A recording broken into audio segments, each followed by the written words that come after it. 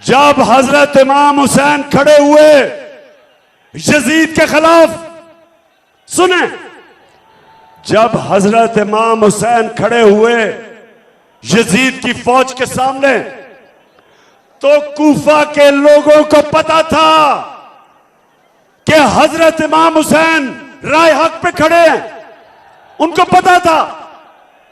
लेकिन यजीद के जुल्म के खौफ से, यजीद के जुल्म के खौफ से कूफा के लोगों, उन्होंने मदद नहीं की हजरत इमाम हुसैन की।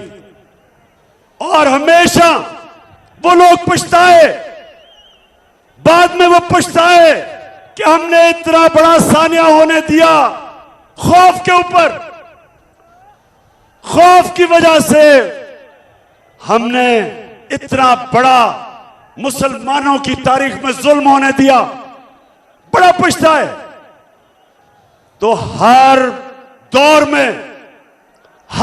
में यजीद होते हैं, और हर दौर में यजीद लोगों के ऊपर खौफ फैला के, खौफ तारी करके, डरा के, दहशत फैला के उनको कंट्रोल करते हैं, उनको गुलाम बनाते हैं।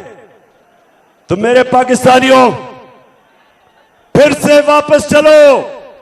जो दावा है अल्लाह से, ला इलाहा इल्लल्लाह, कोई नहीं है खुदा अल्लाह के सिवा।